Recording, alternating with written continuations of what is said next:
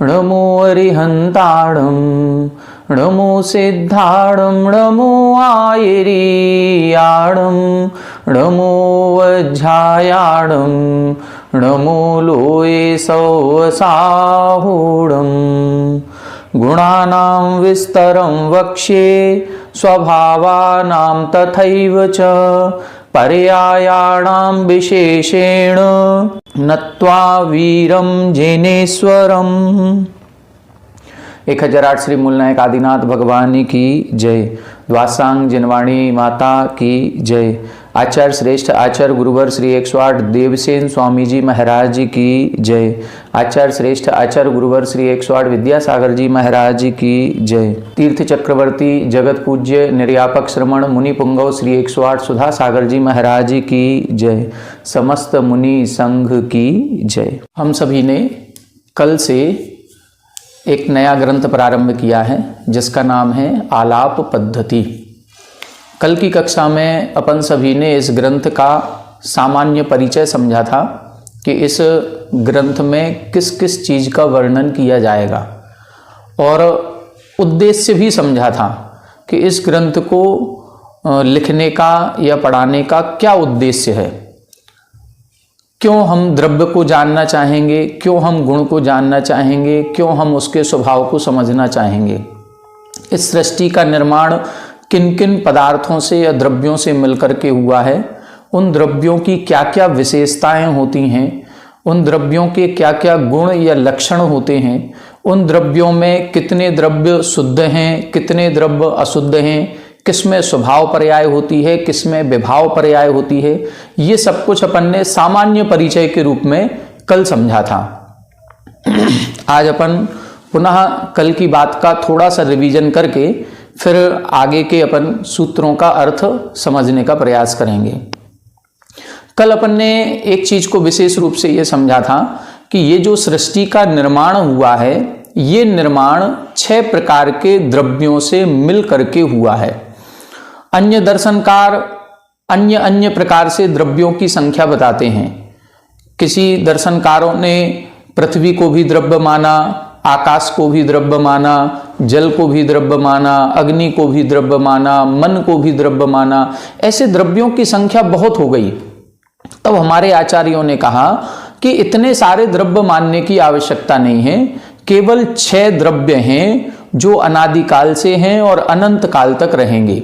ना ये 6 से कभी 5 हुए हैं और ना कभी ये 6 से 7 होंगे, ना कभी एक कम होगा, ना कभी एक बढ़ेगा। ये द्रव्यों की उत्पत्ति नहीं होती और जब उत्पत्ति नहीं होती तो इनका नाश भी नहीं होता। ये उत्पत्ति और नाश से रहित हैं। किसकी बात कर रहे हैं? द्रव्य की, पर्याय की नहीं कर रहे हैं। द्रव्य कभी उत्पन्न नहीं होता, द्रव्य कभी नाश को प्राप्त नहीं होता है। द्रव्य अनादिकाल से है, अनंत काल तक रहते हैं। इन 6 द्रव्यों के स्वरूप में जब बताया तो इन्होंने कहा कि इन 6 द्रव्यों में से इनकी पहचान कैसे होती है, तो इनके गुणों के कारण से होती है। गुण ही द्रव्य की पहचान कराते हैं। तब इन्होंने बताया कि इन 6 द्रव्यों में से मात्र एक द्रव्य ऐसा है जिसमें जानने और देखने की शक्ति पाई जाती है। अन्य 5 द्रव्यों में ये गुण नहीं होता। जिस गुण को हम चैतन्य गुण कहते हैं और उस चैतन्य गुण के ही 2 भेद किए जाते हैं, ज्ञान और दर्शन रूप में। ज्ञानोपयोग कहें या दर्शनोपयोग कहें, ज्ञान गुण कहें या दर्शन गुण करें, इन दोनों को समुदाय रूप से चैतन्य गुण कहा जाता है। ये चेतना गुण जिसमें पाया जाता है वो जीव है। बाकी जिसमें ये चेतना गुण नहीं पाया जाता, जानने देखने की शक्ति नहीं होती है, उसको हम अजीव द्रव्य कहते हैं। जब द्रव्यों की संख्या 6 बताई तो 6 में से कितने द्रव्य जीव हैं और कितने अजीब हैं, तब उन्होंने स्पष्ट किया कि 6 में से मात्र एक जीव द्रव्य ही चेतन है, बाकी 5 द्रव्य अचेतन कहे गए। चेतनता विन सो अजीब है, पंच भेद ताके हैं। छेड़ाला जी में आप सभी ने पढ़ा होगा, चेतनता बिन सो अजीब है। जिसमें चेतना नहीं पाई जाती उसको हम अजीब कहते हैं। उसके 5 भेद किए गए। उन 5 भेदों में इन्होंने बताया कि एक पुद्गल है, एक धर्म, अधर्म, आकाश और काल, ये 5 द्रव्य होती हैं। जिसको आप पृथ्वी कह रहे हो, जिसको आप जल कह रहे हो, जिसको आप अग्नि रूप से स्वीकार कर रहे हो, जिसको आप पृथ्वी के रूप से स्वीकार कर रहे हो, ये सारे अलग अलग द्रव्य मानने की आवश्यकता नहीं है। ये सारे के सारे पौद्गलिक वर्गणाओं से मिलकर के बने हैं और ये सभी के सभी हमारे यहां एक ही द्रव्य में गर्भित हो जाते हैं, जिसका नाम है पुद्गल द्रव्य। अन्य दर्शनकारों ने आकाश को भी द्रव्य कहा, तब हमारे अन्य दर्शनकारों ने दिशाओं को भी द्रव्य कहा, तो तब हमारे आचार्यों ने कहा कि जिसको आप दिशा कह रहे हो, पूर्व दिशा, पश्चिम दिशा, उत्तर दिशा, दक्षिण दिशा, ये क्या है? ये कोई अलग नहीं है, ये सब कुछ हमारे यहां आकाश द्रव्य में गर्भित हो जाता है। आकाश द्रव्य कहें या दिशाएं कहें, आकाश को ही हम चारों तरफ से डिवाइड कर देते हैं। वो भी दिशाएं कब बनती हैं? सूर्य के उदय और अस्त की अपेक्षा से दिशाओं का निर्माण किया गया।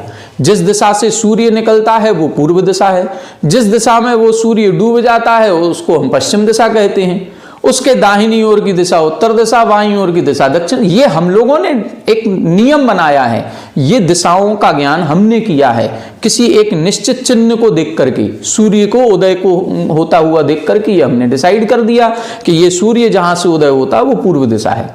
बाकी सामान्य से देखा जाए तो 360 डिग्री पूरा चारों तरफ का जो वातावरण है वो सारा का सारा आकाश द्रव्य में ही समाहित हो जाता है, इसलिए अलग से द्रव्य मानने की आवश्यकता नहीं है। किन्हीं किन्हीं दर्शनकारों ने मन को भी द्रव्य माना। एक मन भी अलग द्रव्य है, जैसे आत्मा एक द्रव्य है ऐसे मन भी द्रव्य है। तब उन्होंने कहा कि मन नाम का कोई द्रव्य अलग से स्वीकार करने की आवश्यकता नहीं है। मन के दो भेद किए गए हैं, एक भाव मन और एक द्रव्य मन। भाव मन नो इंद्रिया वर्ण कर्म के क्षयोपशम से प्रकट होता है। नो इंद्रिया वर्ण कर्म के क्षयोपशम के कारण जो भी स्मरण करने की, हित और अहित का विवेक बुद्धि रखने की, इष्ट अनिष्ट का जो विवेक उत्पन्न होता है, ये शक्ति हमारे ज्ञानावरण कर्म के क्षयोपशम के कारण से आत्मा में प्रकट होती है। तो ये जो भाव मन है वो आत्मा रूप हुआ, क्योंकि वो आत्म परिणामों में ये शक्ति उत्पन्न होती है, इसलिए भाव मन को हम जीव द्रव्य में गर्भित करेंगे।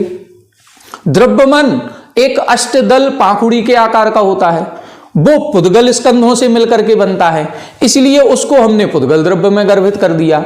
जब भाव मन को हमने जीव द्रव्य में ले लिया और द्रव्य मन को पुद्गल द्रव्य में ले लिया, अब मन को अलग से द्रव्य मानने की कोई आवश्यकता नहीं है। इस प्रकार से अन्य दर्शनकारों ने जो द्रव्य माने उन द्रव्यों का निराकरण किया और अपने मत की पुष्टि की। इसी को आगम की भाषा में या न्याय की भाषा में खंडन और मंडन कहते हैं। खंडन का मतलब अन्य जो मतावलंबी हैं, अन्य दर्शनकार जो हैं, उन्होंने जो सिद्धांत प्रस्तुत किए हैं उसका खंडन करना, उसका निराकरण करना, उसका निरासन करना और अपने मत की पुष्टि करना। दूसरे में क्या दोष हैं उन दोषों को बता करके उसका निराकरण किया, ये तो है खंडन। और अपने मत में क्या गुण हैं उन गुणों को बताते हुए अपने मत की पुष्टि करना, इसको मंडन कहा जाता है। इस प्रकार खंडन मंडन पूर्वक 6 द्रव्यों की सिद्धि की गई। इन 6 द्रव्यों में बताया गया कि एक द्रव्य जीव है, बाकी 5 अचेतन द्रव्य कहलाते हैं। 5 अचेतन द्रव्यों में भी जब इनका हम स्वरूप समझते हैं तो हमने ये देखा था कि जिसमें स्पर्श, रस, गंध और वर्ण ये 4 गुण पाए जाते हैं उसको हम पुद्गल कहते हैं।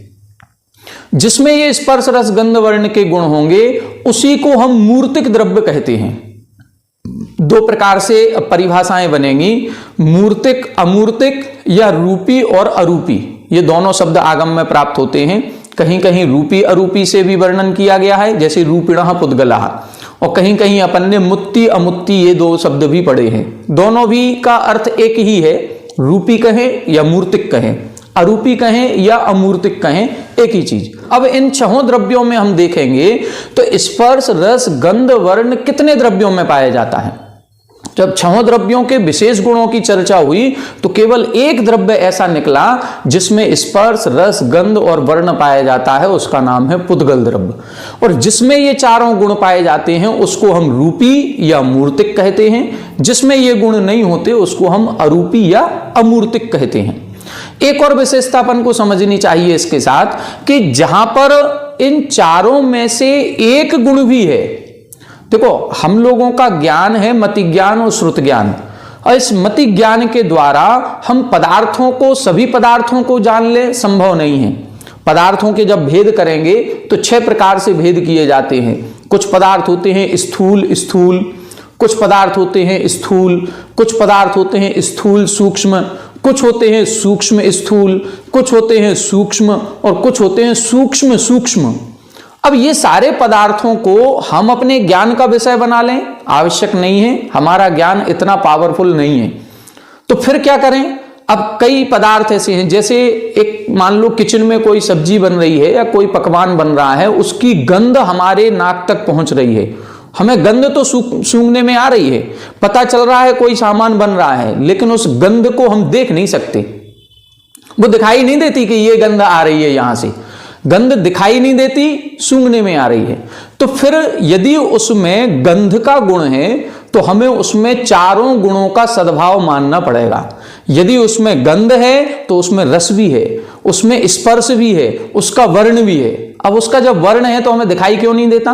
अब वो वर्ण इतना हल्का है कि हम अपनी आंखों से नहीं देख सकते। हवा चल रही है, हवा को हम स्पर्श कर सकते हैं, ठंडी हवा चल रही है, गर्म हवा चल रही है, लेकिन इस स्पर्श गुण के साथ हम उसका रस नहीं चख पा रहे हैं, हम उसकी गंध नहीं देख पा रहे हैं। हवा की गंध कैसी होती है नहीं पता। तो ऐसे कई सारे पदार्थ होंगे जिन पदार्थों का हमें केवल एक गुण नजर आता है, अन्य गुण नजर नहीं आते। इसका मतलब ये नहीं है कि उसमें एक ही गुण है। हम यदि स्पर्श गुण को देख पा रहे हैं तो उसमें स्पर्श ही है, रसगंध वर्ण नहीं है, नहीं, ऐसा नहीं। हमारे आगम में कहा ये चारों भी गुण अन्वयी होते हैं, अविनाभाव संबंध वाले होते हैं। एक गुण है तो चारों गुण पाए ही जाएंगे, ऐसा नहीं है कि एक है तो एक ही रहेगा। तो चारों गुण उसमें सद्भाव पाया जाएगा। ऐसा कौन सा द्रव्य है? केवल एक पुद्गल द्रव्य है जिसमें ये चारों गुण पाए जाते हैं, उसको मूर्तिक कहते हैं। बाकी अन्य द्रव्यों में जिसमें ये नहीं होते उनको अमूर्तिक कहते हैं। जब हम 6 द्रव्यों में इस मूर्तिक अमूर्तिक को छांटते हैं तो पता चलता है मात्र एक पुद्गल द्रव्य ही है जो मूर्तिक है, बाकी सारे अमूर्तिक है। अब जब अपन इस आलाप पद्धति ग्रंथ को पढ़ेंगे तो अब आलाप पद्धति ग्रंथ को पढ़ते समय अपन को ये गुण देखने में आएगा कि हमारी आत्मा या हमारा जीव द्रव्य को कथंचित अमूर्तिक कहा, कथंचित मूर्तिक कहा। अब आलाप पद्धति ग्रंथ काम करेगा कि पुद्गल द्रव्य मूर्तिक है, स्पर्श रस गंध वर्ण पुद्गल में पाया जाता है, बाकी अन्य द्रव्यों में नहीं होता। फिर जीव द्रव्य को कथंचित अमूर्तिक को कथंचित मूर्तिक क्यों कह दिया? अब अपन को अपेक्षाएं लगानी पड़ेंगी। अब हमें यह देखना पड़ेगा हमारा वास्तविक स्वरूप क्या है और हम पर द्रव्य से प्रभावित कब हो रहे हैं। कल हमने आपको बताया था इन सभी द्रव्यों की पर्याय निकलती हैं, और पर्याय कैसी होती हैं? वो स्वाभाविक भी होती हैं और वैभाविक भी होती हैं। जब कोई द्रव्य किसी अन्य द्रव्य से प्रभावित होता है, उससे संबंध स्थापित करता है, तो फिर वो अशुद्ध हो जाता है, और अशुद्ध द्रव्य की जो पर्याय निकलती हैं वो विभाव पर्याय कहलाती हैं, उसको हम स्वभाव पर्याय नहीं कहते। शुद्ध द्रव्य में जो पर्याय होंगी वो स्वभाव पर्याय कहलाती हैं। अब 6 द्रव्यों में से हमने बताया था धर्म द्रव्य, अधर्म द्रव्य, आकाश द्रव्य और काल द्रव्य। ये 4 द्रव्य ऐसे हैं, ये 4 द्रव्य अन्य द्रव्यों से प्रभावित नहीं होते, ये किसी अन्य द्रव्य से संबंध स्थापित नहीं करते, इसीलिए ये सर्वथा शुद्ध है। ये कभी अशुद्ध होते ही नहीं, और अशुद्ध नहीं होते इसलिए इनकी कभी विभाव पर्याय नहीं होती, इनकी हमेशा स्वभाव पर्याय ही होती है। ठीक है। अब बचे 2 द्रव्य जीव और पुद्गल। ये आपस में बंध को प्राप्त होते हैं, जीव से कर्म जुड़े हुए हैं, इसलिए जीव और पुद्गल का संबंध हो जाता है। जब जीव और पुद्गल का संबंध हो जाता है तो इन दोनों की अशुद्ध स्थिति उत्पन्न हो जाती है। अब ये जो अशुद्ध स्थिति उत्पन्न हुई, इस कारण से इनकी विभाव पर्याय भी उत्पन्न होती है। अब हमें ये दोनों बातें याद रखनी पड़ेंगी कि हमारी, जैसे अपन कहते हैं ना कि हमारी चादर जब हमने खरीदी थी, जब बिल्कुल साफ थी, 2 दिन पहनने के बाद ये गंदी हुई है। अब यदि 2 दिन पहनने के बाद गंदी हुई है तो हमें ये एहसास होना चाहिए कि हमने खरीदी थी, ये साफ थी, इसमें मैल चढ़ा हुआ है, इस मैल को यदि हम धो देंगे तो हमारी चादर पुनः सफेद हो जाएगी। तो अब हमें यह ध्यान रखना पड़ेगा कि वास्तविक स्थिति क्या थी, सफेद थी, बाद में ये मतलब गंदी हुई है, तो कहीं ना किसी अन्य मैल आदि अन्य द्रव्य के कारण से ये अशुद्ध हो गई है। तो अब हमें इसको साफ करने का प्रयास करना पड़ेगा। लेकिन हम ये मान के चलें नहीं ये तो गंदी ही है, तो फिर इसके साफ करने का प्रयास भी नहीं होगा। इसीलिए निश्चय नय की दृष्टि रखी जाती है, और निश्चय नय की दृष्टि में यह कहा जाता है कि हमारी आत्मा स्पर्श रस गंध वर्ण से सर्वथा रहित है, और सर्वथा रहित होने के कारण से यह अमूर्तिक है। लेकिन अब कर्मबंध से सहित हो गई है, कर्मबंध से सहित है, तो कर्मबंध से सहित होने के कारण से उस कर्म रूपी मैल से मैली हो रही है। अब मैली हो रही है तो इसको हमें साफ करना है, साफ करना है तो इस मैल को दूर करना होगा। जैसे उस कपड़े के मैल को दूर करने के लिए कई सारे प्रोडक्ट मार्केट में हैं, कभी सर्फ एक्सेल लगाते हैं, कभी कोई टाइड लगाता है, कोई सब प्रकार की साबुन और सोडा सब कुछ मिलता है। इसी प्रकार से हमारी इस आत्मा को भी जो द्रव्य कर्ममल, भाव कर्ममल, नो कर्ममल गंदा किए हुए हैं, इन मैल को दूर करने के भी कई सारे उपाय बताए गए हैं। कभी गुप्ती का उपदेश दिया गया, कभी समिति का उपदेश दिया गया, कभी परिसहजय का उपदेश है, कभी 10 धर्मों का पालन करने का उपदेश है, कभी चारित्र का उपदेश है। ये सारे इस मैल को दूर करने के उपाय हैं, ये कर्मों का संवर और निर्जरा करने के उपाय हैं। इन उपायों को अपनाएंगे हमारा कर्ममल दूर होगा और हमारी वास्तविक स्थिति जो शुद्ध अवस्था है वो प्रकट हो जाएगी, और ऐसी प्रकट होगी कि अब वो कभी मैली नहीं हो पाएगी।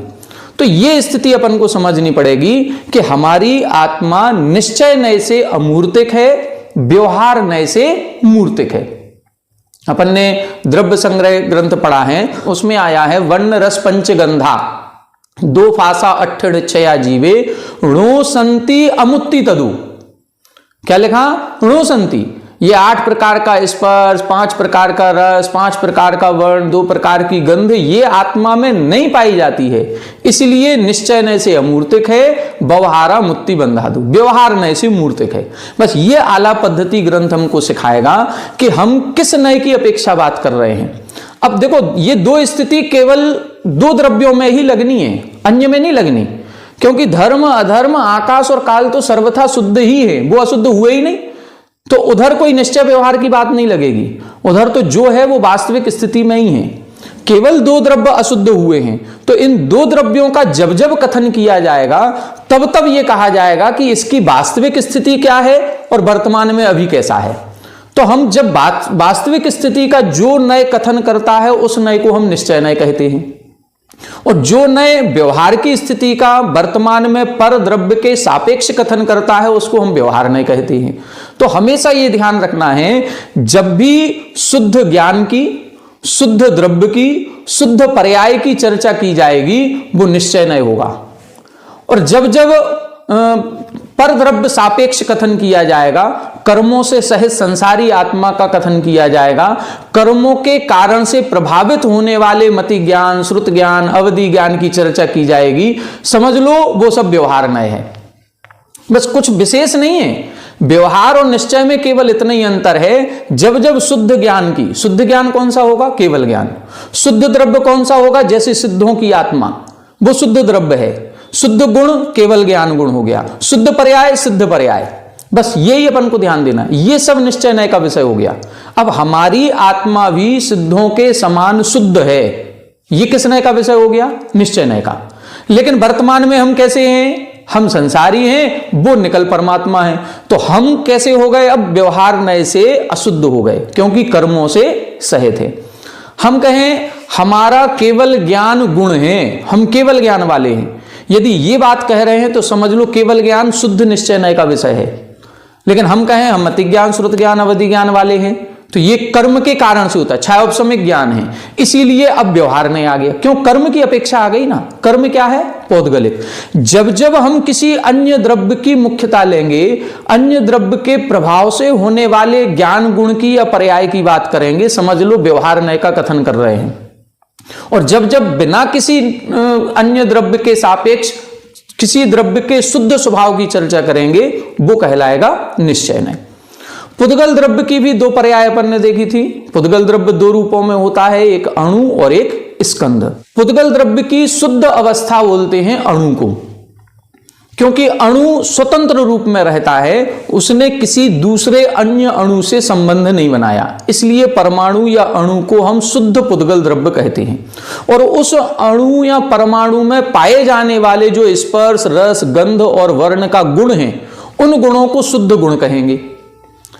देखो, एक स्पर्श, रस, गंध, वर्ण अणु में भी है और स्पर्श, रस, गंध, वर्ण स्कंध में भी है, लेकिन अणु में पाया जाने वाला जो स्पर्श, रस, गंध, वर्ण है वो शुद्ध गुण कहलाएगा, पुद्गल का शुद्ध गुण। और जो स्कंध में है वो अशुद्ध गुण हो जाएगा।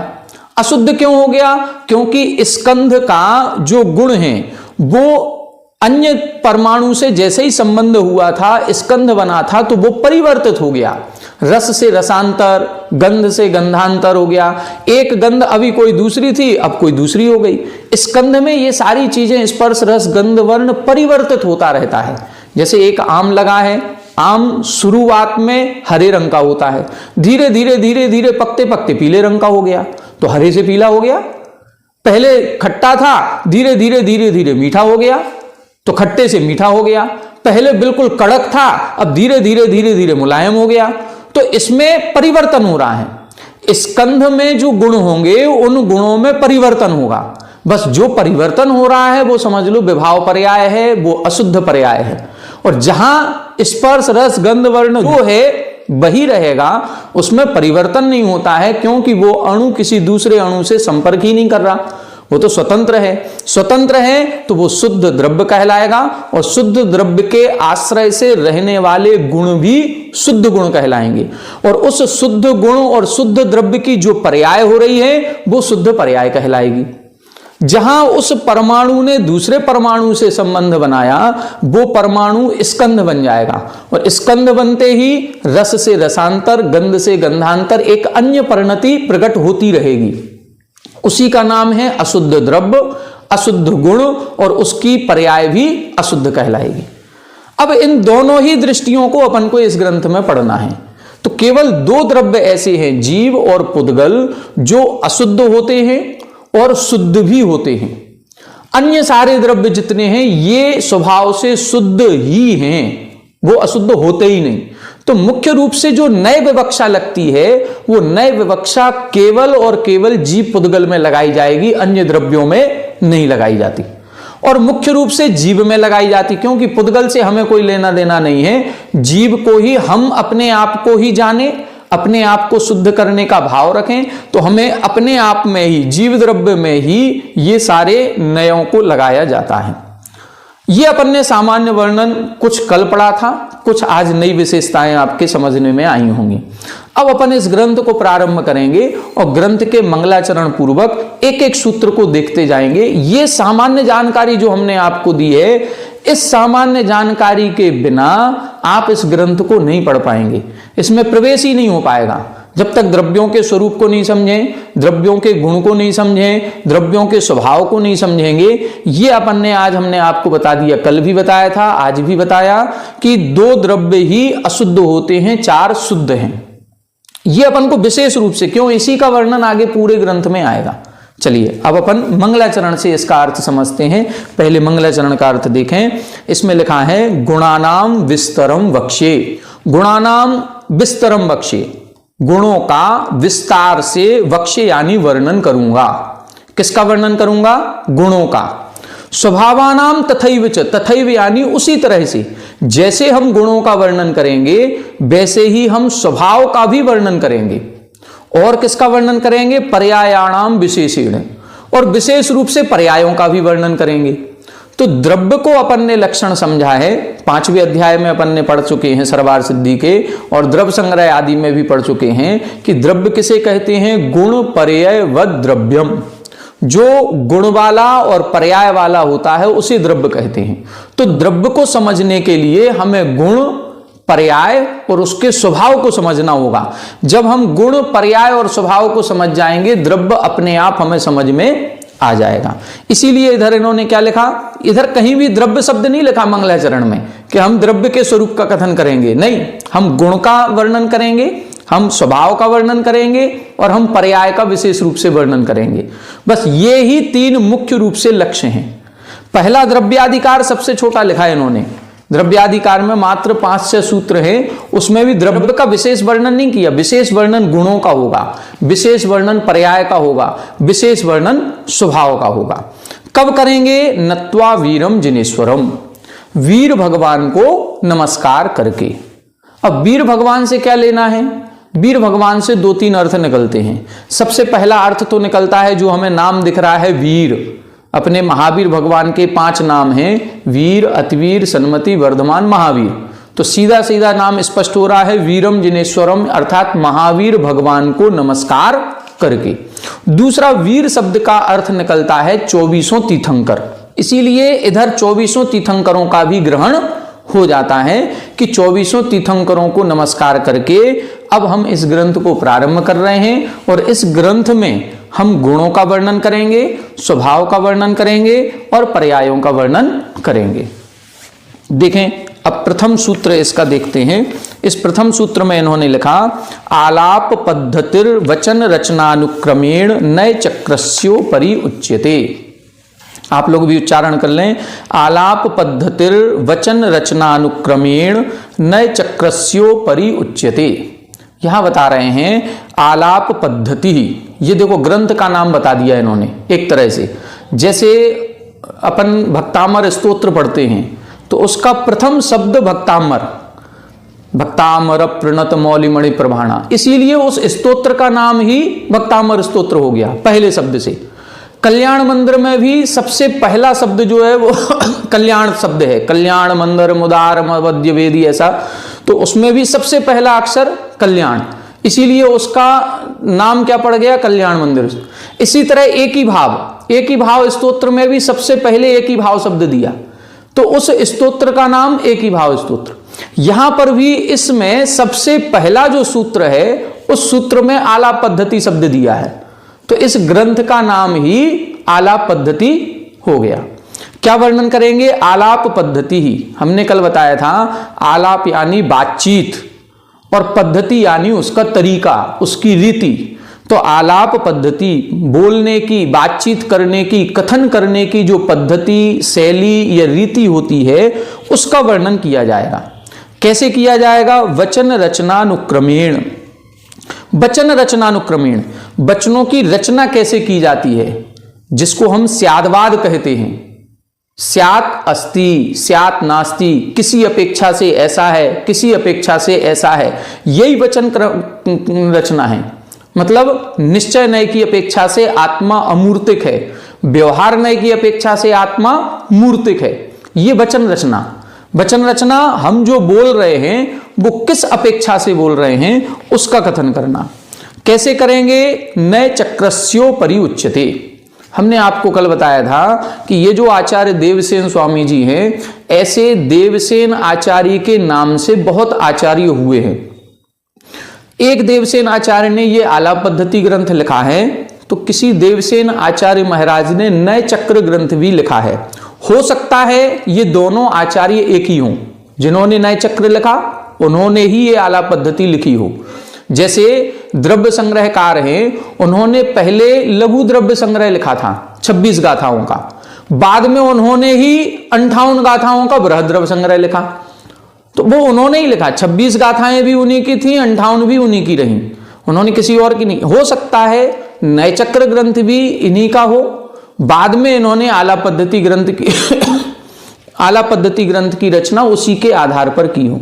और हो सकता है वो देवसेन आचार्य कोई दूसरे रहे हों जिन्होंने नय चक्र लिखा, उनके नय चक्र को देख करके इनके मन में भी भाव आया हो कि हम भी ऐसा कुछ ग्रंथ लिखें जो सरल भाषा में हो और पाठक गणों को पढ़ने में आसानी हो, इस तरह से। तो नय चक्र ग्रंथ को आधार बना करके इसको उच्यते यानी कहता हूं। तो ये पहले सूत्र का अर्थ केवल इतना है कि इस ग्रंथ का उद्देश्य क्या है और किस ग्रंथ का आधार लेकर के इस ग्रंथ की रचना की जा रही है। तो इन्होंने दोनों चीजें लिख दी कि हम आलाप पद्धति नाम के ग्रंथ का वर्णन करेंगे और जो नय चक्र ग्रंथ पहले लिखा जा चुका है उस नए चक्र ग्रंथ को आधार बना करके इस ग्रंथ का पूरा वर्णन करेंगे।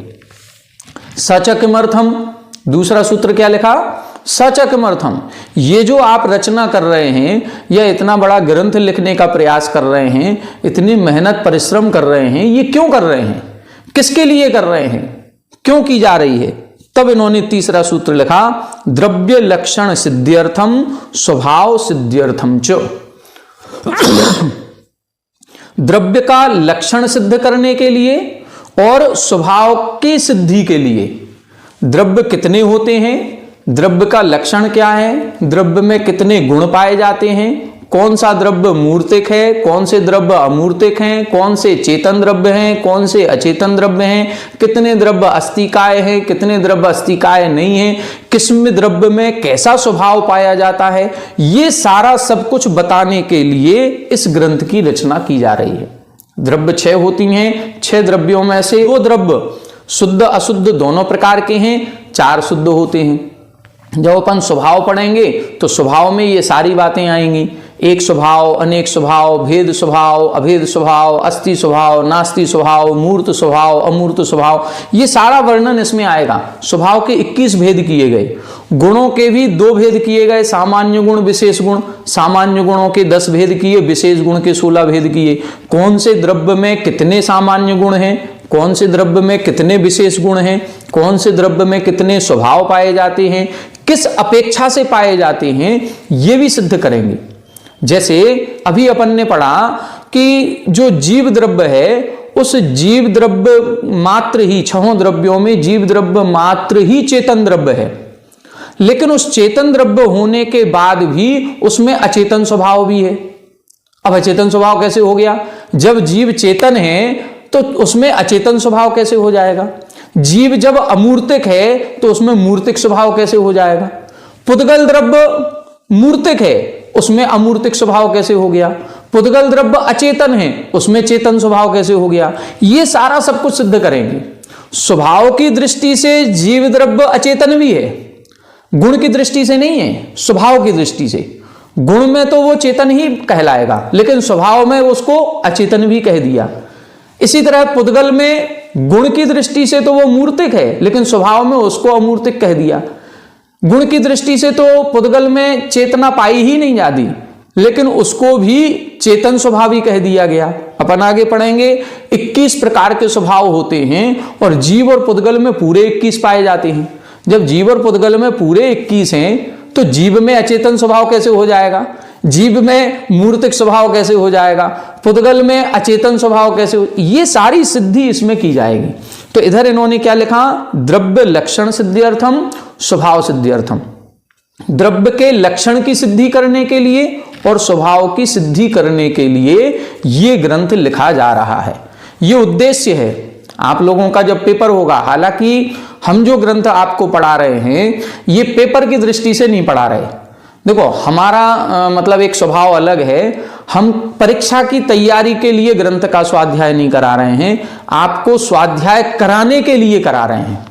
आप बस ग्रंथ को पढ़िए और ग्रंथ को पढ़ करके जानिए कि वास्तविकता में द्रव्यों का स्वरूप क्या है, आत्मा का स्वरूप क्या है, हम कैसे हैं और अभी कैसे हैं, हम मतलब हमारा वास्तविक स्वरूप क्या है और हम वर्तमान में कैसे हैं। आप केवल ग्रंथ का स्वाध्याय ज्ञान वर्धन के लिए और ज्ञान के साथ साथ चारित्र के मार्ग पर आगे बढ़ने के लिए इस ग्रंथ का स्वाध्याय करें। परीक्षा जो होगी वो परीक्षा एक अलग बात है। जब आप ज्ञान अच्छे मन से करेंगे, स्वाध्याय मन से करेंगे, तो आपसे कुछ भी पूछा जाए आप अपने आप पेपर कराएंगे और आपके 100 में से 90 से ऊपर नंबर आएंगे, ये पक्की बात है। बस क्लास आप रोज अटेंड करें और जो पढ़ाया जा रहा है उसको ध्यान से सुनेंगे तो आपको सब समझ में अपने आप आ जाएगा। फिर भी कहीं कहीं यदि मान लो ऐसा पूछा जाता है कि आला पद्धति ग्रंथ की रचना क्यों की गई, तो आपको यह लिखना पड़ेगा द्रव्य के लक्षण की सिद्धि के लिए और स्वभाव की सिद्धि के लिए। यह उसका मूल उद्देश्य अर्थम शब्द जहां लग जाता है वो मूल उद्देश्य हो गया। द्रव्य लक्षण सिद्ध्यर्थम, द्रव्य के लक्षण की सिद्धि करने के लिए और स्वभाव की सिद्धि के लिए। अब प्रश्न होता है द्रव्याणि कानि, द्रव्य कितने होते हैं, द्रव्यों की संख्या बताइए। तब अगले सूत्र में लिखा गया जीव पुद्गल धर्मा धर्माकाश काल द्रव्याणि। जीव पुद्गल धर्मा धर्माकाश काल द्रव्याणि।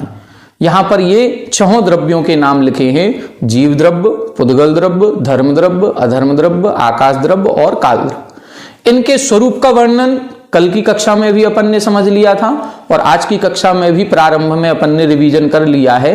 फिर भी जिसमें चेतना गुण पाया जाए वो जीव द्रव्य है, जिसमें स्पर्श रस गंध वर्ण पाया जाता है उसे पुद्गल कहते हैं, जो चलते हुए जीव पुद्गल को चलने में सहायता करता है वो धर्म द्रव्य है, जो ठहरते हुए जीव पुद्गल को ठहरने में सहायता करता है उसे अधर्म द्रव्य कहते हैं, जो सभी द्रव्यों को रहने के लिए स्थान देता है उसे आकाश द्रव्य कहते हैं, जो सभी द्रव्यों के परिवर्तन में सहायक होता है उसे हम काल द्रव्य कहते हैं। अब प्रश्न होता है कि इस द्रव्य का लक्षण क्या है, द्रव्य किसे कहेंगे? तब सूत्र लिखा सत द्रव्य लक्षणम। सत द्रव्य लक्षणम यहां बता रहे हैं द्रव्य का लक्षण क्या है, सत है। द्रव्य का लक्षण क्या है, सत्स्वरूपी होना। सत्स्वरूपी का मतलब जो हमेशा अस्तित्व में बना रहे, जो अनादिकाल से था और अनंत काल तक बना रहेगा, उसी को हम सत कहते हैं, अस्तित्व कहते हैं। फिर इसके बाद इधर इन्होंने एक सूत्र और लिखा उत्पाद व्यय द्रव्य युक्तम सत, क्योंकि प्रश्न होगा सत किसे कहेंगे, तब इन्होंने इसका उत्तर दिया उत्पाद व्यय और द्रव्य इन तीनों से जो सहित होता है उसे सत कहते हैं। जो उत्पाद से भी सहित है, व्यय से भी सहित है और द्रव्य से भी सहित होता है उसे हम सत कहते हैं। आज की कक्षा में इतना ही छोड़ते हैं। सत की परिभाषा और उत्पाद व्यय द्रव्य की परिभाषा, इनका विशेष लक्षण जो है अभी प्रारंभ करेंगे तो 2-5 मिनट में नहीं हो पाएगा। उसके लिए अपन कल की कक्षा में आराम से विस्तार के साथ समझेंगे। उत्पाद क्या है, व्यय क्या है, द्रव्य क्या कहलाता है, कैसे ये इन तीनों से सहित होता है, इसका विशेष व्याख्यान अपन कल करेंगे।